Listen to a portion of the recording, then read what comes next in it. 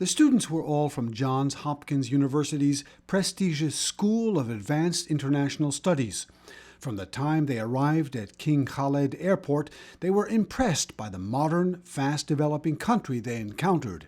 Everybody was highly educated. The government encourages the highest degree of education possible, as well as, it seems, the families. And whether that it be inside the kingdom that they are earning those degrees, or if they go outside, such as the United States, to learn, they always go home to Saudi Arabia and bring what they've learned back to their country. One of the most memorable visits was the Jubail industrial city. It's about 1,000 square kilometers on the Arabian Gulf. Huge seaport. I believe it's the biggest or one of the biggest petrochemical plants in the world. And to me, it just showed how much the Saudis get that they have to diversify. They can't just live off of oil forever. So they're going into petrochemical industries. It increases employment, a lot of plastics. We were surprised by how many things we use in everyday life that involve petroleum in some way. So massive scale industrial complex, lots of multinational corporations that are there, and it just goes on for miles and miles and miles of massive complexes. Their trip, paid for entirely by the Saudi authorities, took the 14 students to 3 cities: Riyadh, Dammam, and Jeddah. The students visited universities, the National Museum, the Islamic Research Center. They also met with members of the Shura Council. There are a lot of progressive ideas. It does feel like there's some dynamism there.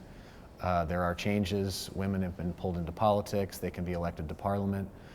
So there are a lot of changes. It's hard to know who's pushing those and what the real pace is, but it does feel like there's hope and there's change and there is progress. And with them pouring investment into education, I think those dividends will start to come. But above all, the group marveled at the warmth of the hospitality they received, something they say they were not prepared for.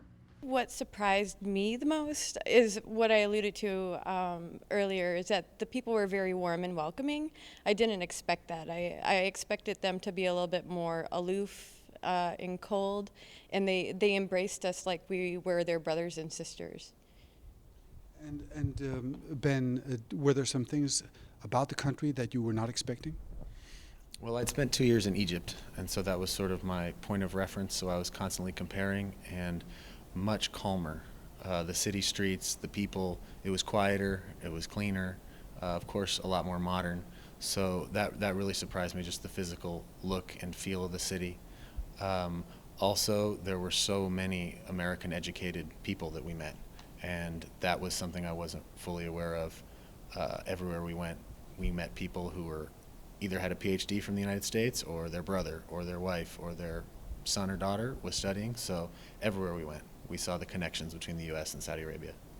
The students say they are looking forward to their next visit to the kingdom. After visiting well-equipped universities and the huge Jubail industrial city, these students say they were struck by the scale of the modern infrastructure Saudi Arabia has built up in recent years. But mostly they say they were impressed and somewhat surprised by the warm and welcome reception they got every place they went in the kingdom. Burton Bolag, KSA 2, Washington.